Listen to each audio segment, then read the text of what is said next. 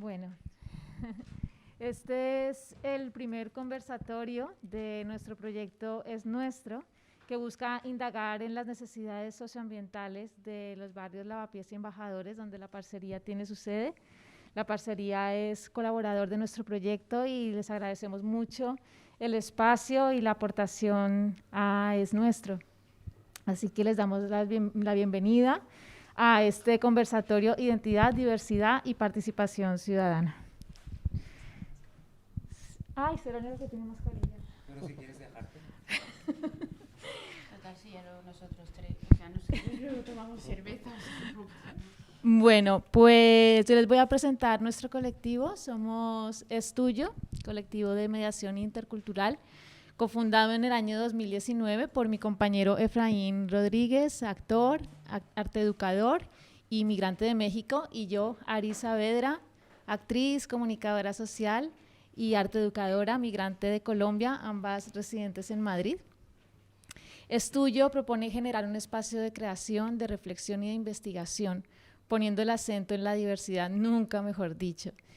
Y nosotros nos movemos entre el arte, la educación y el activismo, usando distintos lenguajes audiovisuales, escénicos, contenidos 2.0 y proyectos educativo-comunitarios, siempre con el énfasis en la diversidad y la pluralidad, y con el énfasis especialmente en la migración.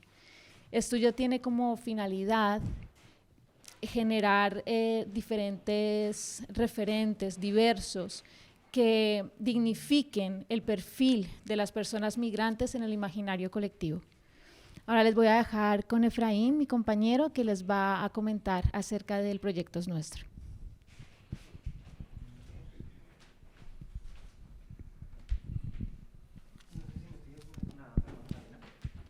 Bueno, perdón por el retraso, lo primero. La lluvia nos está modificando un poco los planes. Bueno, pues Es Nuestro es un proyecto que busca romper barreras entre el arte y la ciencia desde una perspectiva de diversidad y participación ciudadana, gracias al apoyo de la Fundación Danilín Dina Carazo y a la ETSIDI UPM. Este proyecto lo que propone es acortar las distancias entre la universidad y el barrio y generar un diálogo entre el barrio y las instituciones tanto públicas como privadas para generar un diagnóstico sobre qué necesitan las personas que habitan Lavapiés y Embajadores en términos de sostenibilidad social y ambiental. Y bueno, para ello vamos a hacer un diagnóstico utilizando las plazas como radiografías de los barrios, en las que a través de herramientas del teatro documental, como ya trabajamos en la primera sesión, estaremos indagando en esas necesidades. Tenemos distintos colaboradores en este proyecto que tienen sede en estos barrios, como la Parcería, como el Centro Dramático Nacional, la Casa Encendida o la Asociación de Vecinos, Vecinas y Comerciantes de Lavapiés. Y bueno, la actividad de hoy, el conversatorio y el taller posterior están enmarcados dentro de la primera plataforma de aprendizaje que se llama Las Plazas de las Personas. Y está enfocada en la sostenibilidad social, entendiendo la sostenibilidad social como que los principales problemas medioambientales son causa y consecuencia de las desigualdades económicas y sociales de las sociedades contemporáneas. O dicho en otras palabras, o mejor dicho en palabras de Michael Jacobs, la desigualdad es el principal problema medioambiental del planeta. Entonces, en esa línea estamos generando distintos espacios en el que el conocimiento personal, el conocimiento individual, el conocimiento cultural, heredado, relacional, esté valorado de igual manera que el conocimiento académico en ámbitos de educación superior. Y proponemos que ese conocimiento que se genere colectivamente lo sea desde una perspectiva interseccional. Esto quiere decir que pueda ser analizado desde las categorías o desde las distintas categorías sociales por las que una persona puede sufrir opresión o beneficiarse de sus privilegios, como es el género, algún tipo de diversidad funcional, el lugar de procedencia, la etnia, etc. Entonces, en esa línea hemos organizado este primer encuentro, esta mesa que está conformada íntegramente por profesionales migrantes con el objetivo de diversificar las miradas y de proponer nuevos referentes que ayuden a dignificar el papel de la comunidad migrante en la sociedad. Y ahora vamos a presentarles, ahora sí, a las invitadas. Te paso la palabra, Ari. Bueno, pues un placer contar con estas invitadas de lujo. Hoy tengo aquí a mi lado a Daniela Montes.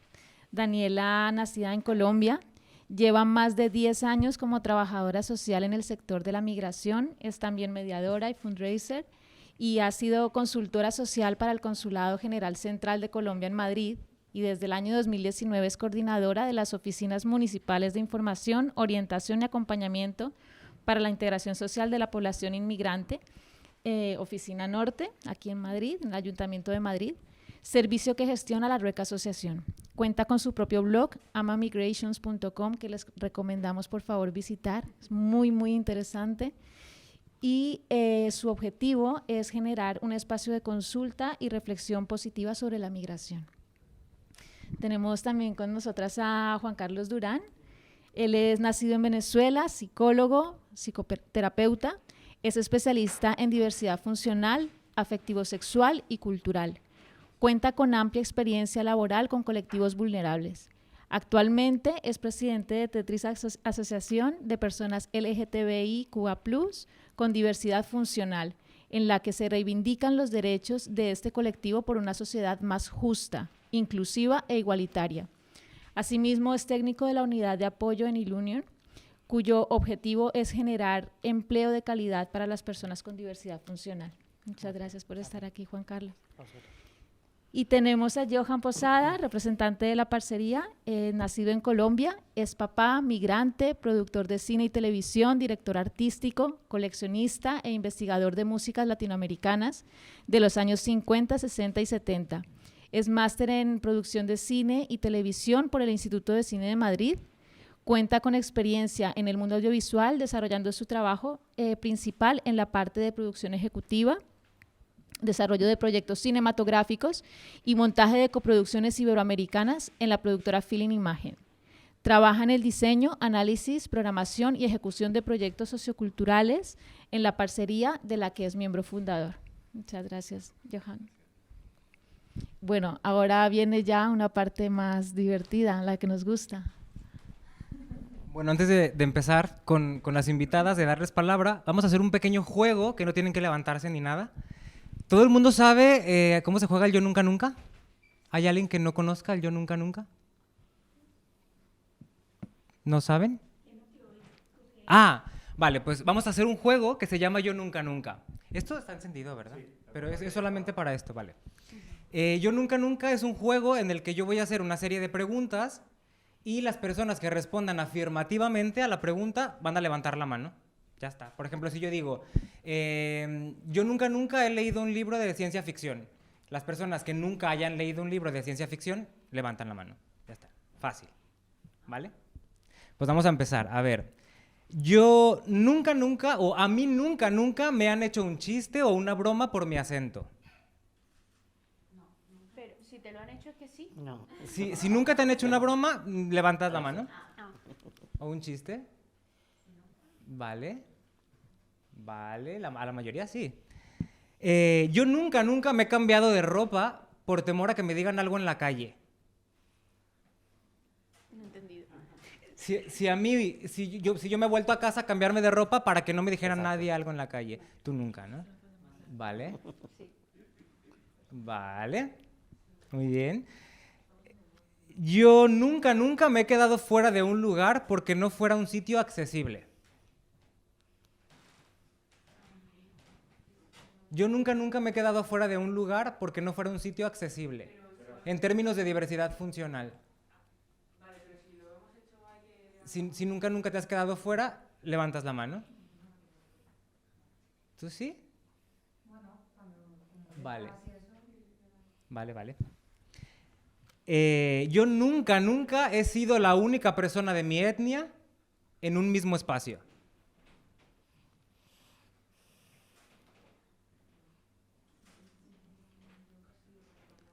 O sea, yo, por ejemplo, como latino, nunca, ahora mismo, hay muchos latinos, ¿no? Si solamente fuera yo el latino, sería la única vez que he sido, o sea, sería la única persona de mi etnia en un mismo espacio. ¿No he visto las manos otra vez? Vale. Si he sido la única, sí, no. No jodas. No, si nunca has sido la única. Nunca ha sido la única. Vale. A mí, A mí nunca me han mirado raro en la calle por ir de la mano con mi pareja. A ti nunca, ¿no? Vale. Yo no he levantado la mano en ninguna de las preguntas anteriores. Yo tampoco. Vale. Pues si hubiese alguien que no hubiese levantado la mano en ninguna, querría decir que es un hombre heterosexual, blanco, europeo, occidental, cis, sin ningún tipo de diversidad funcional, ¿no? Eso es el marco de esta charla. Entonces ahora sí paso la palabra a las invitadas. Y como vamos un poco justas de tiempo, vamos a ir acortando tiempos. Va a ser una pregunta que me gustaría que respondieran todas a la misma desde la perspectiva de cada una de ustedes. La pregunta es, ¿cuáles son las líneas de acción que propone AmaMigration, Tetris Asociación y La Parcería para fomentar la transformación social? Tendremos 4 minutos, 3 minutos cada una, y el orden es Daniela, Juan Carlos y Johan. Repito la pregunta, ¿cuáles son las líneas de acción que propone AmaMigration, Tetris y La Parcería para fomentar la transformación social?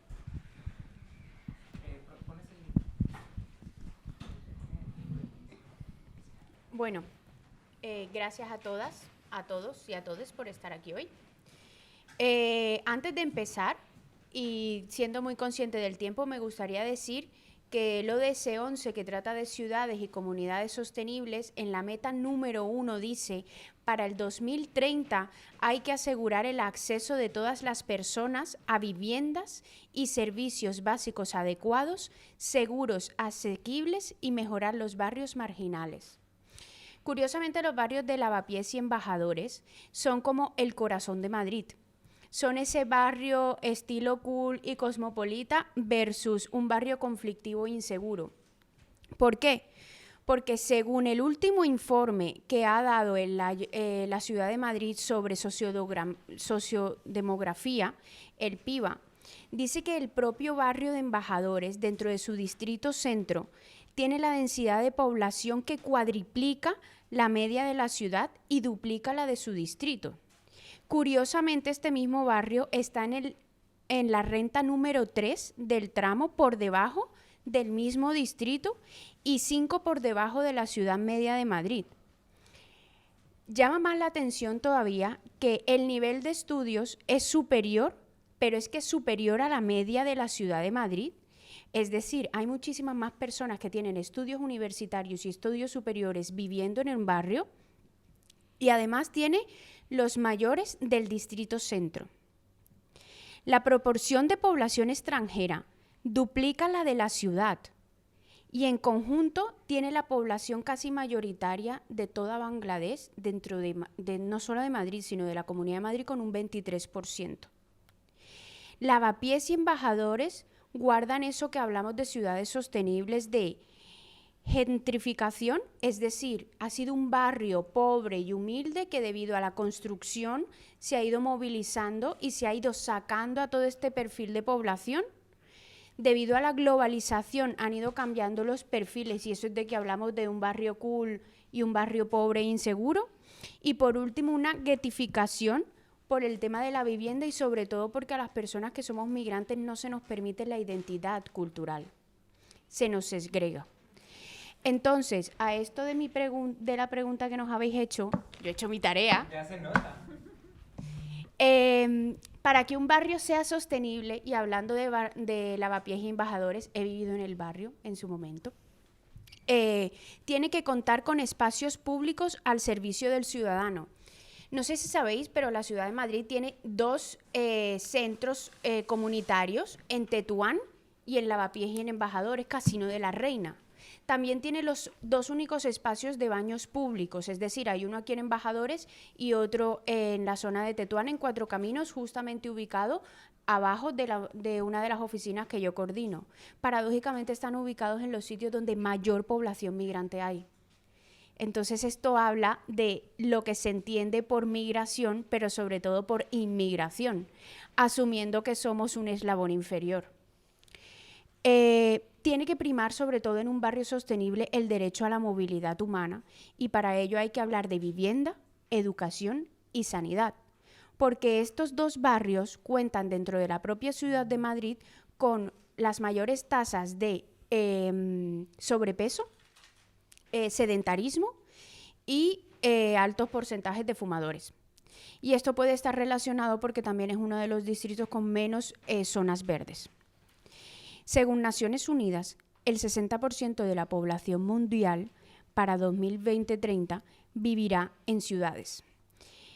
El diseño urbanístico tiene que contar con una posibilidad de maximizar la equidad, los recursos y sobre todo la identidad cultural de su vecindad a través de espacios de crecimiento seguros e igualitarios. Porque en las últimas encuestas que se hizo de este estudio sociodemográfico, curiosamente Lavapiés y Embajadores, su propia vecindad es el barrio que más seguro se siente, pero porque pasa demasiado la policía. Hay demasiada vigilancia dentro de estos barrios. Hacia la inmigración, para mí, como migrante, yo he de decir que soy esa migración de la que pocas personas hablan, y es que yo no escogí ser migrante. Yo soy el resultado del sueño migratorio de aquel señor que está allá atrás escuchándome. Yo llegué a ese país con 10 años, con lo cual la identidad cultural, la participación ciudadana y sobre todo ciudades sostenibles es lo que hacen que el talento migrante pueda tener espacio donde no se nos visibiliza. Cuando las personas migrantes nos sentimos segregadas hacia un grupo en concreto, no solamente nos están obligando y provocando la obligatoriedad de mantener relaciones definidas, por eso hablamos de los guetos, sino que a través del estatus migratorio nos relegan a eslabones de calidad migrante, de calidad migratoria. El color del pasaporte no debe determinar nuestra calidad humana, pero como construimos las ciudades sí lo hacen, porque los barrios más pobres de Madrid son donde están las tasas más altas de migración. Cuando segregamos a partir del estatus migratorio, como también puede ser por la nacionalidad, generamos automáticamente una línea invisible de diferenciación espacial y cultural, que es además una señal intangible de que existen inferioridades y clases migratorias. Entonces, para hablar de ciudades acogedoras, tenemos que hablar primero de ciudades sostenibles, porque no cumplimos con los ítems de sostenibilidad cuando hablamos de que hay ciudades y barrios racistas, xenófobos, con dificultades de acceso a los espacios públicos, a la vivienda, al desarrollo de una persona. Y creo que eso es lo que hablo siempre en AMA Migration, que era un poco la pregunta. Ya luego es que me he emocionado. Bueno, ya lo he contestado todo, me he consumido el tiempo, lo siento, gracias. Gracias por venir. Gracias, Dani. Sí que has hecho los deberes, Dani. Mi papá me enseñó a ser juiciosa. ¿Sí? Es para la cámara. Ah, vale, genial. Bueno, yo para poder dar respuesta a esta pregunta desde la Asociación Tetris, me gustaría empezar un poco por definir, ¿no? ¿Qué es Tetris, no? Tetris nace de la necesidad de visibilizar la interseccionalidad. Y os explico la interseccionalidad poniéndome a mí como ejemplo, principalmente, ¿no?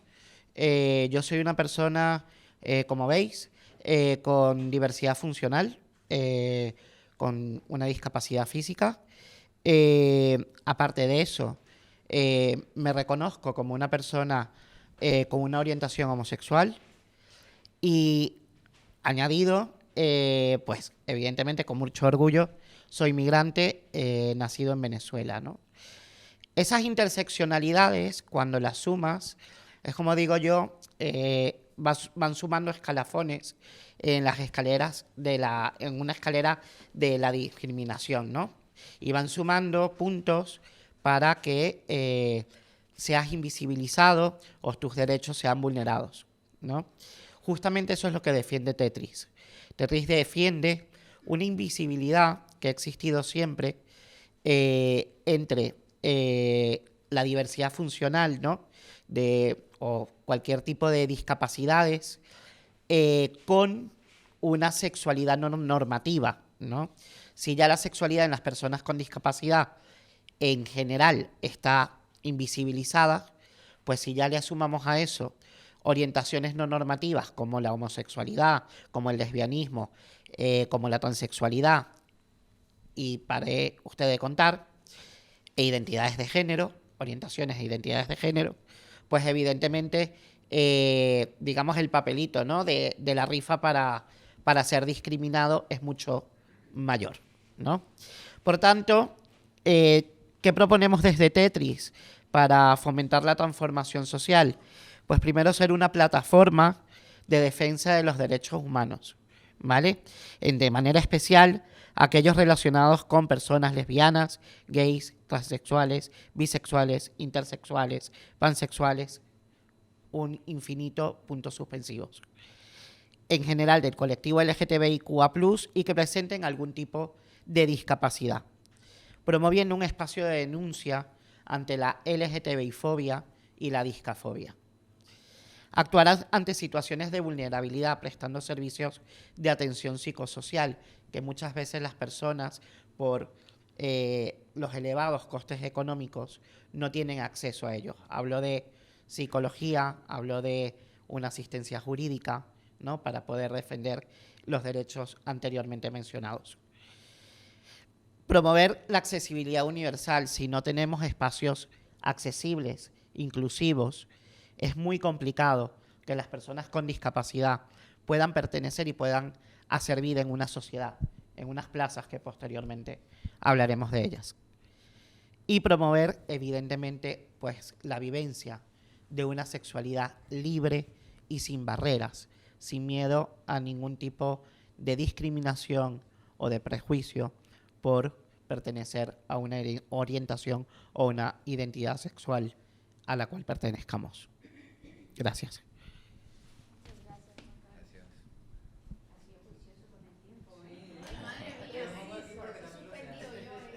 Bueno, yo les quiero hacer una pregunta y es como que alce la mano las personas que por primera vez están aquí en la parcería,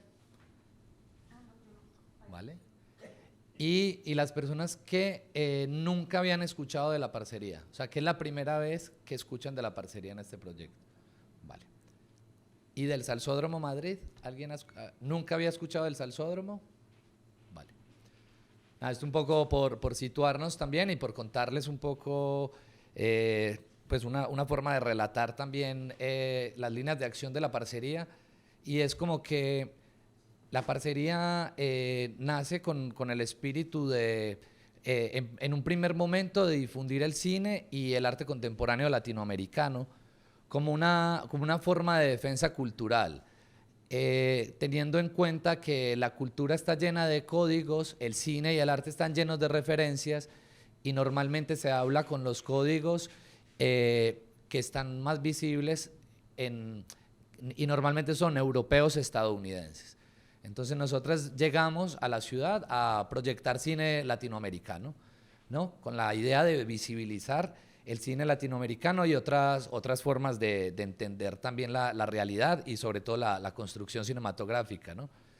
Dentro de nuestras líneas de acción, pues empezamos a darnos cuenta de que estamos construyendo sociedades o comunidades de interés, ¿no? La primera es la del cine, la del arte contemporáneo, y hablando un poco como de este momento en donde nace la parcería, también estábamos en el movimiento del 15M, de la toma de la plaza pública, de la dignidad, y en ese momento como que escuchamos una frase maravillosa que dijo Cervantes, y era como que la dignidad se defiende en la plaza pública.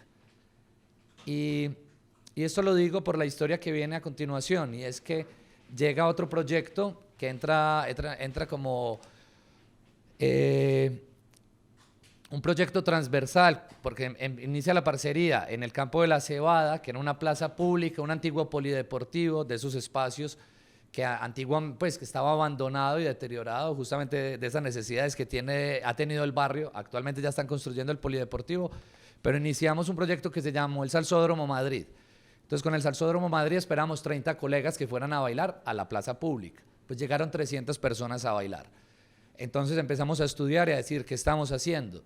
Estamos dignificando nuestra presencia, nuestros cuerpos, nuestras formas culturales, Y eso es otra línea de acción de la parcería. Entonces, es como la defensa cultural a través de las prácticas artísticas y populares. Entre ellas son la música, las artes, y con estos proyectos, o sea, desde la misma muestra de cine, el Salsódromo Madrid, pues empezamos como a encontrar un hueco en la ciudad, ¿no?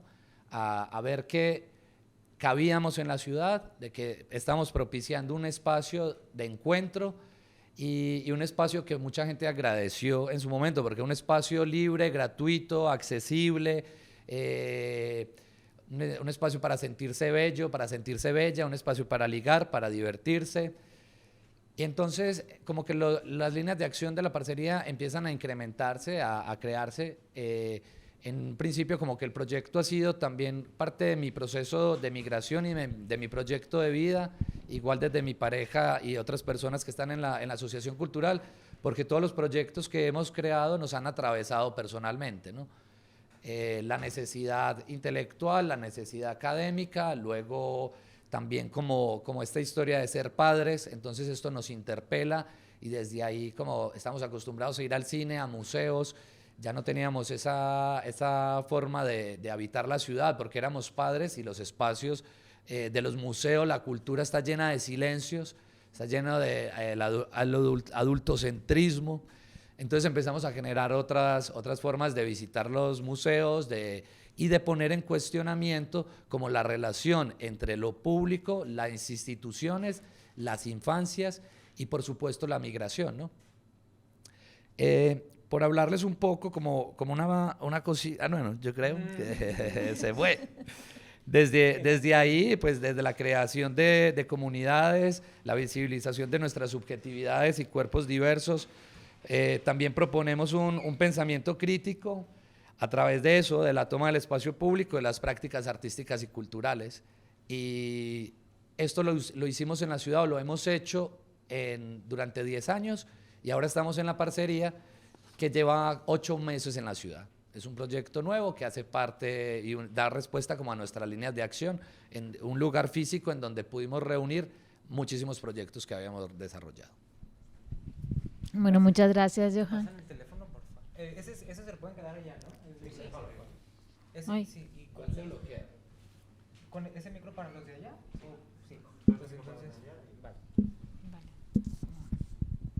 Bueno, gracias por contestarnos a esta pregunta. Es importante saber el énfasis que están dando y la voz que están dando para la transformación social.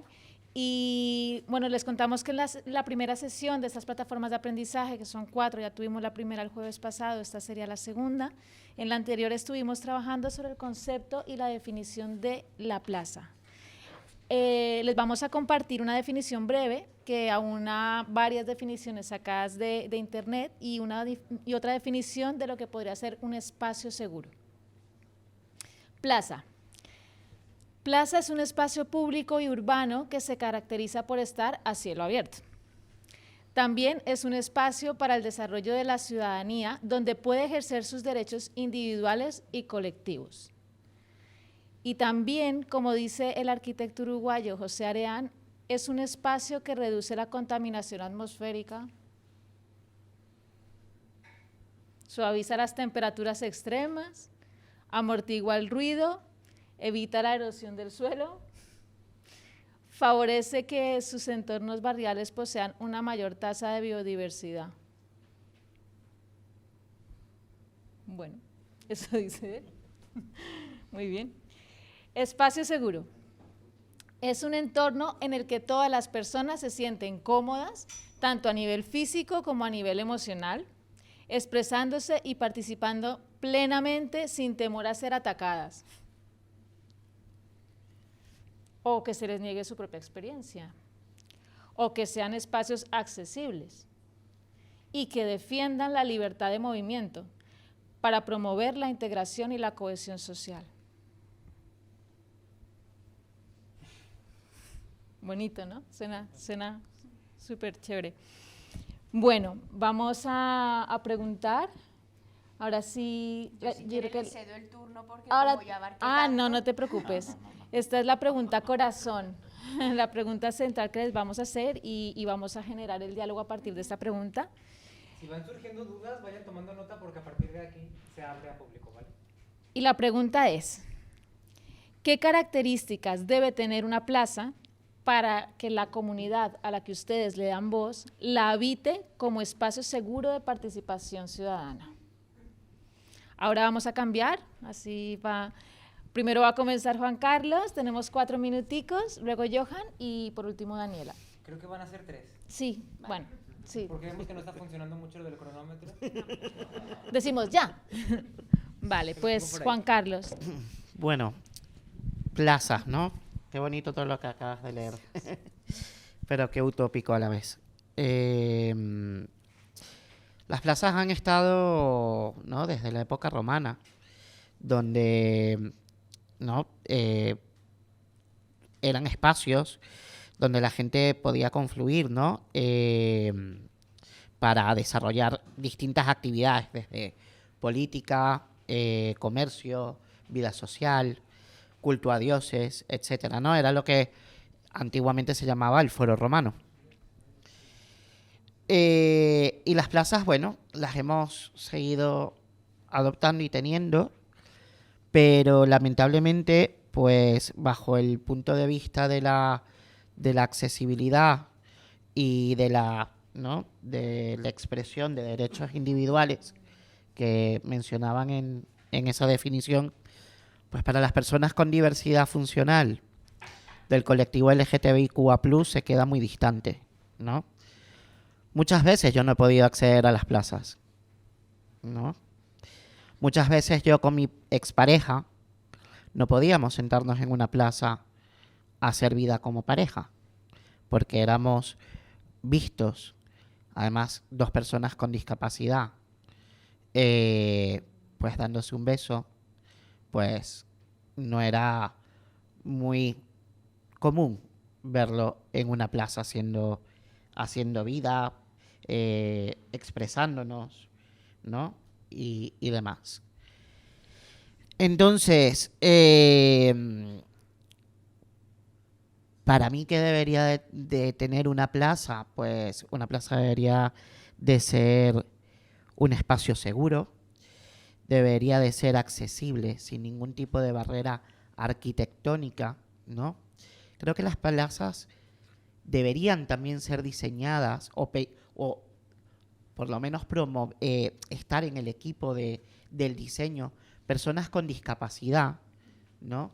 Para que puedan evaluar realmente si una plaza es accesible o no, porque yo no puedo evaluar lo que no tengo o desde una visión que no tengo día a día, ¿no? Las plazas deben ser espacios de encuentro donde podamos libremente expresar nuestras orientaciones, identidades sexuales, sin miedo a sentirnos juzgados o vistos como por un otro, como un ser extraño, simplemente por ser como quienes somos, ¿no? Ser lo que queremos ser, más bien. Una plaza, en definitiva, donde se promueva la participación ciudadana de todos los colectivos, ¿no? Y que sean espacios inclusivos, donde se generen debate y donde se puedan, como dijo el compañero, crear proyectos que hoy en día han dado el resultado de este lugar que estamos aquí, gracias, ¿no?, a esos encuentros que tenían lugar en espacios públicos y abiertos. Gracias, Juan Carlos. Gracias, Juan Carlos. Como decía Juan Carlos, le tomo la palabra un poco. Las plazas públicas como principal característica debería ser un espacio accesible. Hablando de accesibilidad y diversidad, también la parcería nos hemos enfocado en trabajar la infancia y trabajar la infancia. O sea, entonces una de las características que puede tener la plaza pública también es el acceso a la infancia. Si la infancia y la accesibilidad están garantizadas, podemos encontrar un espacio seguro donde la infancia puede ser si los cuidados están para la primera infancia, en donde que puedan habitar una plaza, encontramos también que puede ser o sea, que la infancia puede ser una puerta de tolerancia para acoger la mayor de las diversidades, ¿no? Desde ahí creo que es muy importante siempre el intercambio de afectos y de saberes.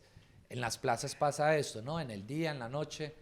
Como nosotras en la parcería estuvimos 3 años en la Plaza Rutilio Gasís, con un proyecto que se llamaba el Nodo de Experimentación Comunitaria, y lo que hicimos durante 1 año y medio fue activar una radio verbena en donde pretendíamos dar voces a los malestares que habían, pero también dar voz a los malestares que habían en el vecindario, en esa plaza en concreto en Rutilio Gasís, y también como promover los saberes y esta cosa que es como saber quién es el otro, ¿no? Entonces dar voz a los vecinos que hablaran. O sea, básicamente en esta plaza la población que habló fue la población migrante.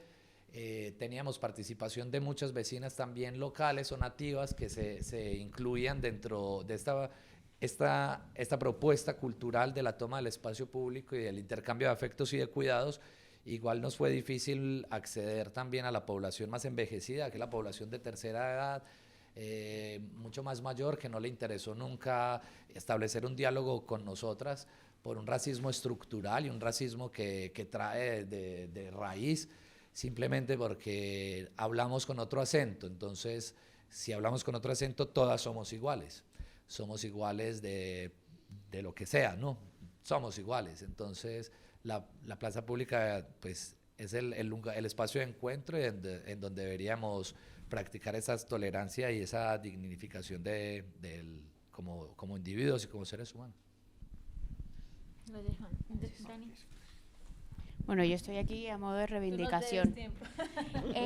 ¿Cuál importante es una plaza cuando vivimos en un distrito, bueno, y en un barrio en concreto donde se han señalizado las camas calientes, los pisos patera, donde, para ser exactos, tiene en el 2017 en temas de vivienda a nivel de superficie es el menor que tiene la ciudad, de peor calidad y considerablemente más cara en términos de valor catastral.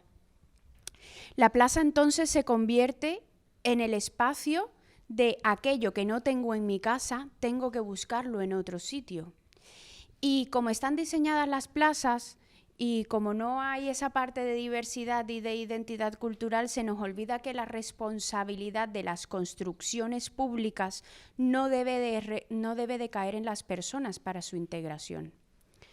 Entonces, porque eso de alguna manera nos obliga a tener que perder esos trocitos de nuestra identidad para poder adaptarnos al único espacio en el que hay. O para que las personas mayores no bajen a la plaza porque está inundada de personas con las que no me quiero relacionar.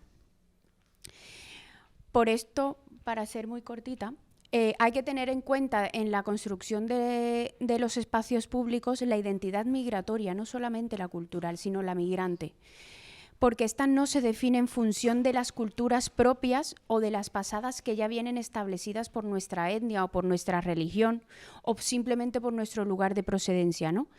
Sino que esta identidad de la que estamos hablando nos obliga a poner en valor nuestra pertenencia cultural para enriquecer nuestro futuro propio, para que existan otro tipo de espacios en donde nos relacionemos. Hay culturas en concreto como la boliviana, como la ecuatoriana, como la peruana, que han ido asumiendo las zonas de las canchas como sus lugares de encuentro, porque si viven en el distrito donde no tengo espacio o donde en una misma habitación vive una unidad familiar completa, que es lo que pasa en el barrio de Lavapiés y Embajadores, al final el uso del espacio público es prorrogar lo que no tengo en casa, ¿no?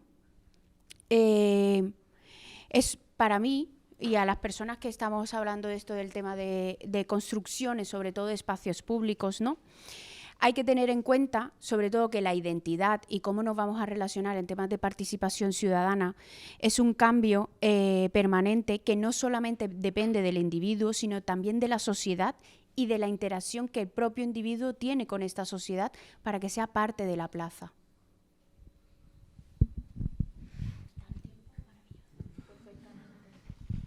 Ha quedado hasta tiempo y todo, Dani. Bueno, ¿qué hora es? Faltan 5 para las 6. Vale, pues nos gustaría abrir a público. Bueno, me lo quedo así. Nos gustaría abrir a público porque esto es un conversatorio y lo que queremos es que haya diálogo. Entonces, quien se quiera lanzar con la primera pregunta, que la haga ahora mismo. Venga, animaros. Un momento, perdón. Te tenemos que micrófono, ¿verdad? Vale. A lo mejor para Dani, que mencionó esta cuestión de que hay que contemplar la diversidad migratoria y no solo la cultural, como parece que es un término un poco reduccionista, a lo mejor la identidad migratoria, porque eso implica muchas identidades, ¿no? Entonces, ¿cómo se podría hacer eso de identidad migratoria para diseñar o para pensar el espacio público?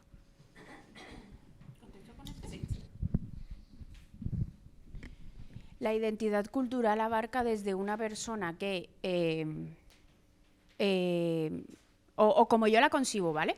Y una cosa que se me había olvidado explicar antes, que escribo un blog que se llama Migration y que podéis leerlo, en el que intento reflejar todas estas cosas, ¿no? ¿Por qué? Porque para el tema de la identidad cultural la asumimos todos como parte de nuestra propia cultura, pero cuando hablamos de la población migrante y de su propia identidad migratoria tenemos que tener en cuenta que si hablamos de pisos calientes, de camas calientes, perdón, si hablamos de pisos patera y si hablamos de cómo unidades concretas de una población se unen en un espacio público como puede ser la plaza de Nelson Mandela, es que hay que tener en cuenta mucho el bagaje que hay detrás para que utilicen estos espacios, porque no significa que estén todo el tiempo sin trabajo allí, que es lo que la ciudadanía puede pensar en general, y es en qué condiciones de habitabilidad están, o qué realmente está ofreciendo el barrio, como comentaba antes Johan, para que encuentren una alternativa a esa parte de museos, de infancia, de lo que no hay en su hogar, porque si hablamos de ciudades sostenibles y de espacios sostenibles, ahí nos estamos quedando muy cojos, porque estamos hablando de que en un distrito que es el centro, el distrito centro donde está Embajadores y Lavapiés, actualmente según la calidad de vida de la ciudad de Madrid, está en el baremo número 10, pero es que la parte del distrito de Embajadores y Lavapiés está por debajo, está en el número 39. Entonces, algo se está haciendo mal a nivel urbanístico, cuando dentro del propio distrito hay tanta desigualdad y no hay una equidad. Entonces, no sé si he contestado la pregunta, pero... Sí, bueno, y también como me queda claro, digamos que relaciono con que por fuerza para repensar el espacio público habría que repensar el espacio privado, ¿no? ¿Y de quién usa el espacio público? Claro, sí, cubrir como esas necesidades. Gracias.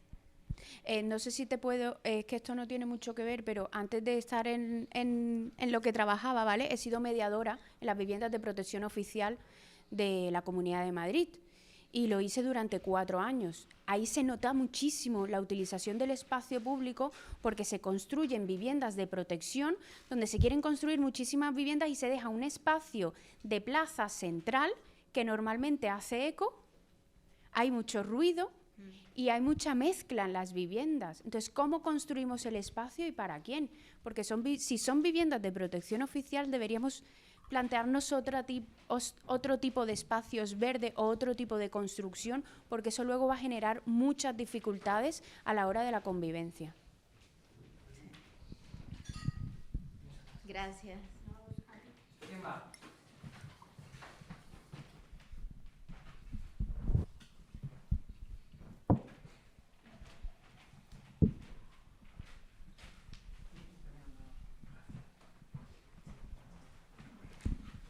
Bueno,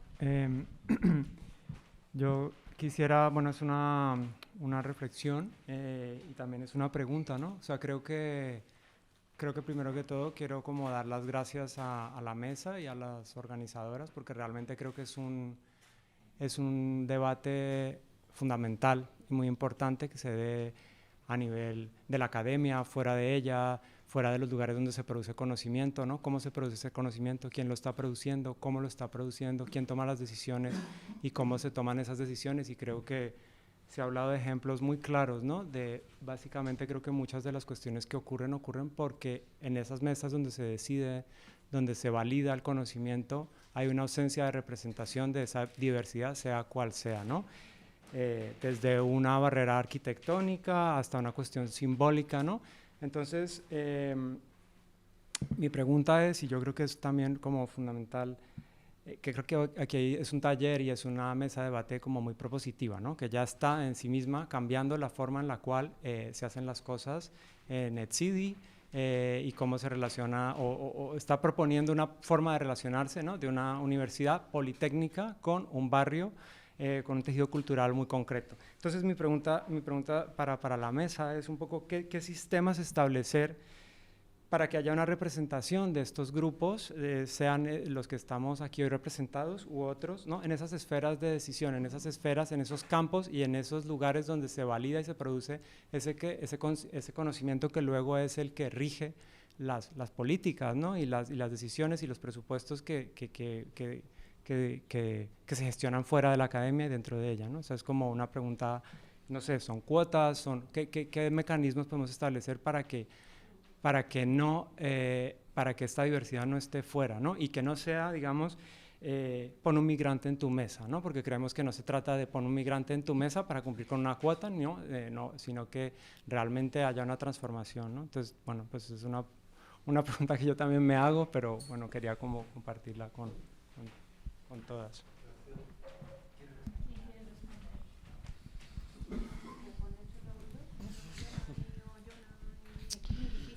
Sí.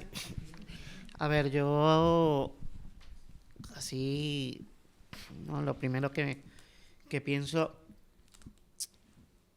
es visibilizar, o sea, creo que lo primero que hay que hacer es visibilizar aquellas realidades que no están visibilizadas y darle voz.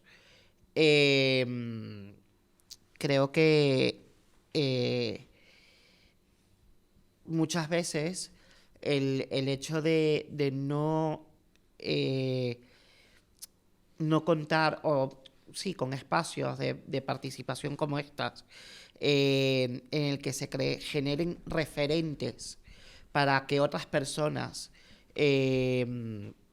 puedan apoyarse a esos referentes y a su vez seguir produciendo conocimiento y seguir produciendo estrategias y proyectos que sean tangibles posteriormente y que tengan un impacto real a nivel de políticas, a nivel gubernamental, creo que entonces es muy difícil, ¿no? Que se generen en realidad estrategias tangibles para lograr una plena accesibilidad o una plena inclusión de la diversidad en sus manifestaciones, digamos, más diversas. Entonces yo creo que con lo que respecta al colectivo LGTBIQA+, digamos, de personas con discapacidad, yo creo que es eso, ¿no? Creo que lo primordial es trabajar en ese empoderamiento de las propias personas con discapacidad para que a su vez sean y tengan voz propia a la hora de defender los derechos y de materializar aquellas cuestiones que necesitan. No sé si más o menos he respondido, no sé quién. Sí, estaba ahí. Hermano, tremendo, ¿no? Claro, aquí hay una cosa que me voy a meter con la pregunta anterior, o sea, con el tema de cultura migrante me quedó sonando en la cabeza y aquí saco esta buenísima, que más que cultura migrante, aunque sabemos que que es necesario una pedagogía no para el migrante, sino o sea, para el migrante hay unas herramientas como unas oficinas, unos mecanismos de protección o de ayuda, pero hay, o sea, la cultura debería ser, por decir, de los nativos. Cuando un pueblo como el gallego ha migrado toda la vida, tiene esa sensibilidad con la migración. Entonces, si hablamos de una cultura migrante, hablamos de una pedagogía para que los nativos entiendan que sí hay una cultura a través de la... No, o sea, que la cultura que se tiene que hacer es para los locales. Nosotros incluirnos como una cultura migrante creo que es muy difícil. Ahora, para tomar este tipo de estar en los círculos de poder, pues necesitamos también sentirnos con el poder migrante, ¿no? Esa puede ser una respuesta. El poder migrante es el que hace que se tomen espacios de poder y tome espacios de decisión. ¿Qué pasa? Que ahora mismo estamos generando debates desde la academia, desde otras epistemologías, de formas de enunciarnos, de representarnos, de narrarnos, pero tenemos que tener claro que eso se va a alcanzar cuando estos colectivos o todas estas personas que somos nosotras, pues empezamos a tener voz como tú en las instituciones, y que no nos dé miedo las instituciones, tampoco nos debe dar miedo el tema de la participación política. Pero volvemos a lo mismo, cómo tomamos los espacios de poder para las tomas de decisiones en la cultura, en la academia, en el cine. Entonces, claro, es enfrentarnos a una cosa muy grande, porque nos damos cuenta que somos estereotipos, que hay una cosa que los mismos medios de comunicación están haciendo un daño terrible, de los guionistas, que de verdad no sé de dónde sale tanta gente con tantas historias sesgadas, no construyen arquetipos, construyen estereotipos y no salen de su habitación y de su barrio. No quiero meter a toda la población de guionistas ahí, y mucho menos a toda la población. Pero sí es verdad que hace falta estos espacios críticos y esos espacios donde se empiece a articular una colaboración para esa toma de poder, ¿no? y de la palabra, sobre todo. Por ahí va la cosa.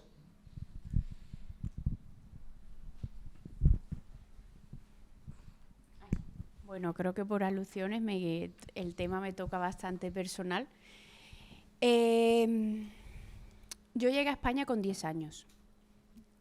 Llegué de Colombia, llegamos a Jerez de la Frontera, mis padres vinieron y emprendieron, y nuestra vida vino en 4 maletas. Puede ser que a lo largo de mi vida haya tenido una lucha constante de ser de 2 sitios al mismo tiempo, porque de dentro para mi casa soy colombiana, de puertas para afuera, sobre todo en instituciones tan rígidas como la escolar, tienes que luchar constantemente con quién eres, ¿no? Hace poquito me preguntaban que de dónde venía la historia de mi nombre, y no tiene mucho que ver, pero bueno, sí, porque recordé que, por ejemplo, en etapas como en el instituto, mi nombre había dejado de ser totalmente invisibilizado, porque yo ya no me llamaba Daniela, yo era la colombiana. Constantemente era la colombiana, la colombiana, la colombiana, la colombiana, en un instituto donde no había más población migrante. Llegar a espacios como el que yo estoy ahora es tremendamente difícil, porque además llegué con 10 años y todavía en correos electrónicos me dicen como, ¿puedes escribir mejor el español? Hola, es que ¿qué español hablo? Distinto. Es necesario que sí estemos en estos espacios, sobre todo, ¿cómo puede ser posible que las oficinas municipales de información al inmigrante están creadas desde el año 2005? He tenido que llegar yo para ser la primera persona con perspectiva migrante que otorgue otras líneas de trabajo. No lo anterior desde el asistencialismo, desde el paternalismo, no, poner en valor que cuando una persona llega aquí ya trae muchísimas cosas en su maleta personal, que solamente hay que dar un pequeño empujón para que salga adelante. Y sí es verdad que deberíamos estar en más sitios de espacio público. ¿Cómo? ¿O más tomas de poder? ¿Cómo? No lo sé. Pero al final, si no estamos personas que hemos pasado por las dificultades, empatizamos menos, porque la migración se entiende pero no se comprende. Solo se comprende si hay partes de ti que están hechas de trocitos de migración. Entonces, no sé si estoy respondiendo tu pregunta. Creo que sobre todo el tema de los que llegamos siendo aquí niños y niñas estamos totalmente invisibilizados. Se pierde talento, porque al final, según el último estudio socioeconómico de España, solamente el 18% de la población migrante que llega aquí siendo niños accede a la universidad. Y ahora mismo una quinta parte de la población española migrante está en la escuela. Entonces, si no accedemos a puestos universitarios y titulaciones que nos permitan cambiar el sistema por vivir en zonas donde hay un mayor hacinamiento, donde tenemos menos acceso a la vivienda, o porque nuestros padres al final, si trabajan en el servicio doméstico o en otro tipo de empleos del tercer sector, pues al final van a tener menos posibilidades de pasar tiempo con nosotros, pues perdemos posibilidades y se pierde talento. Entonces, no sé. Que nos den un puesto, pues no lo sé, porque yo al final trabajo para una ONG, yo no soy funcionaria pública. Llegará un concurso nuevo y puede ser que ya no esté yo y se vaya todo lo que estamos construyendo desde hace 4 años. ¿Alguien más tiene alguna pregunta?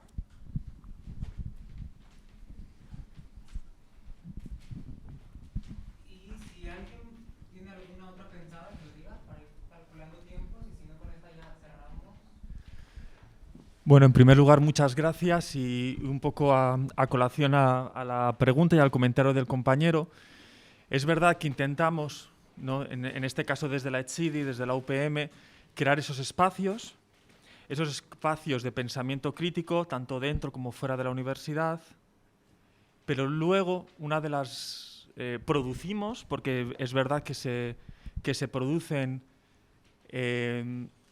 tanto pensamiento crítico en torno al diseño industrial como a la ingeniería, y se traduce en proyectos, tanto para el distrito de Arganzuela como para el distrito centro. Pero una de las grandes problemáticas que tenemos es, una vez que creamos esos espacios, cómo vencemos precisamente a lo que comentabas, ¿no?, a lo que comentabais, a las políticas, cómo ejecutamos. O sea, venimos trabajando con la Asociación de Vecinos, Comerciantes de Lavapiés, los estudiantes, junto con el profesorado y los investigadores, producen o intentan producir esas ideas, pero luego no llegan a ejecutarse. Y es también una frustración, es un vaivén de frustración, ¿no? Lo que lo hablo todo el tiempo con los estudiantes, ¿no? Porque nos encontramos precisamente esas políticas que no nos permiten ejecutar, ¿no? Cuando nos encontramos con los técnicos municipales, los técnicos de los ayuntamientos, ahí ya lo vemos todo, pues, monocromático en ese sentido, y también esa problemática con las políticas, ¿no? Entonces querría saber, desde vuestra perspectiva, cómo podemos o de qué manera podemos vencer ese punto a corto plazo, porque a largo plazo pues sería, lógicamente, pues intentar, como decía también el compañero, pues que entrar a las instituciones, ¿no?, y poder cambiar desde las instituciones, pero a corto plazo, para poder ejecutar, porque en los últimos 3 años, desde que estoy en mi puesto de dirección en la ETSIDI, no podemos ejecutar y no hemos llegado a ejecutar.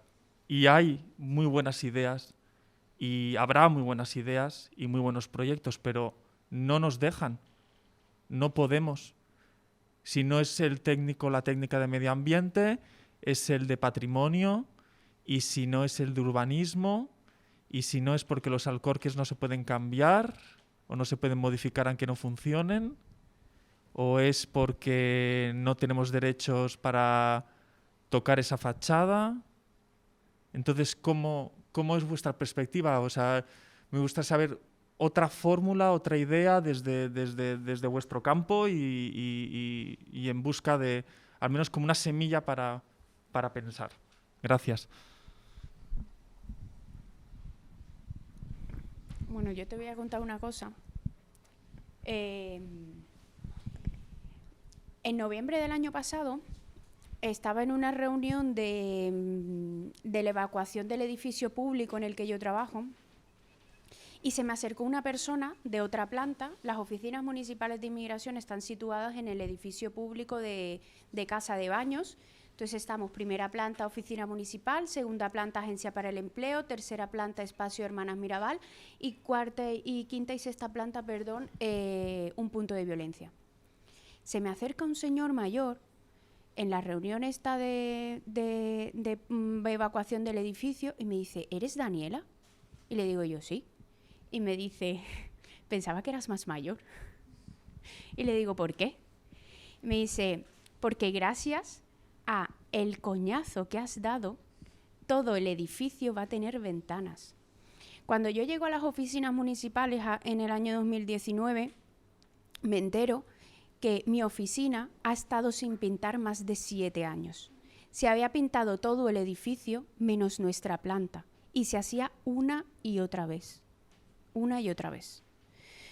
Empecé a pelear con la administración internamente porque las personas migrantes necesitamos llegar a espacios públicos donde estén limpios, donde sea un espacio seguro, como estábamos hablando, donde yo a todo el mundo le digo, bienvenida a mi casa, porque paso tanto tiempo aquí que esta es mi casa y mi casa es tu casa. Después de esto vino la pandemia. Después de empezar a pedirle el tema de la pintura, vino la pandemia. Con el tema de la pandemia tuvimos un inconveniente. Mi oficina atendía previo a la pandemia a 300 personas al día, entre información y orientación extranjería, el área de empleo y las clases de español. Utilizábamos unos filtros y el tema de la ventilación se hacía muy complicado. Durante casi un año estuve mandando un correo semanal a la Junta de Distrito planteándole las propuestas de que poner ventanas no solamente era lo que había que hacer, sino que era mucho más económico por el dinero que gastaban cambiando los filtros del número de cantidades de personas que yo tenía en mi edificio, en mi planta. Al final ahora tenemos ventanas y nos han pintado y nos han cambiado la alarma de incendio.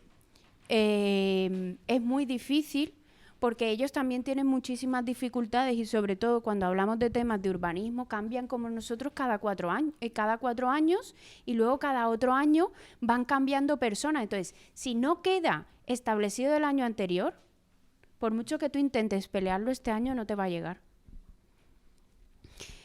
¿Qué te puedo decir? Pues a veces viene muy bien ser la mosca cojonera. Porque no hay otra opción. Mira, a nosotros en las oficinas, por ejemplo, nos han dado un premio por unas jornadas que hicimos, sacamos un manual de español digital, pero para mí el mayor éxito que he conseguido dentro de la oficina es que pinten y pongan ventanas, porque era legitimar el espacio público para que las personas llegaran y encontraran otras, se sintieran acogidos. Entonces, a lo que tú me preguntas, pues que solo te puedo contestar con mi experiencia. Tenemos que ir cerrando por tiempos. ¿Hay alguien que se haya quedado con algo que sea como muy importante decir?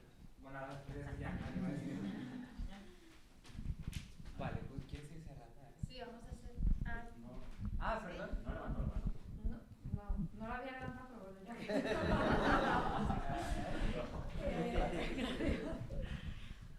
No, solo como apunte, que creo que habéis, o sea, obviamente las respuestas son complejas, ¿no? Y ninguno tenemos ni ninguno una varita mágica, pero sí que creo que habéis dicho antes que el tema de los referentes era como muy importante y en este caso creo que es como muy buen ejemplo. Os quiero dar, por supuesto, la enhorabuena y creo que encontrar estos espacios, ¿no? Donde se mezclan también, que precisamente es tan importante, perfiles distintos dentro del barrio, de la institución, de colectivos, bueno, pues es que es lo que hace falta, ¿no? Como que detonar a partir de momentos como esto, creo que puede funcionar para que se expanda. O sea, ahora el reto es conservarlo, o sea, conservarlo y continuar, ¿no?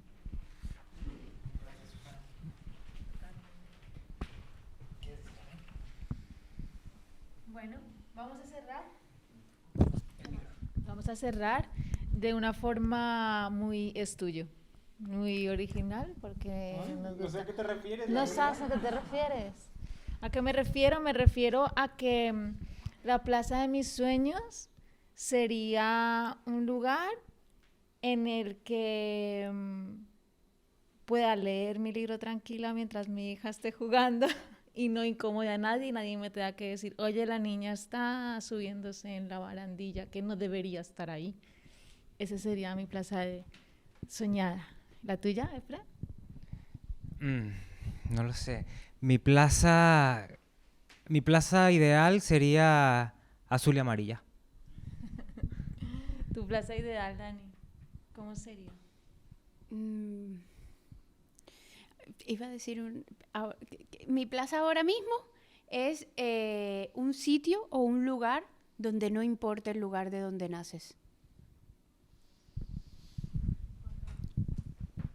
Mi plaza ideal es donde pueda ser yo, totalmente autónomo. Mi plaza ideal tendría que estar llena de poesía, o por lo menos con una gran ventana con poemas cambiantes. ¿Alguien quiere compartir su plaza ideal? Bueno, pues cerramos entonces. Cerramos, sí. Muchísimas gracias por haber estado aquí con nosotras. Muchas gracias a las invitadas. Nos ha parecido muy breve, nos lo hubiésemos alargado un poco, pero como tenemos un taller ahora que no podemos robarle tiempo, pues tenemos que cerrarlo, pero yo creo que la próxima podría ser un poco más extenso. Sí.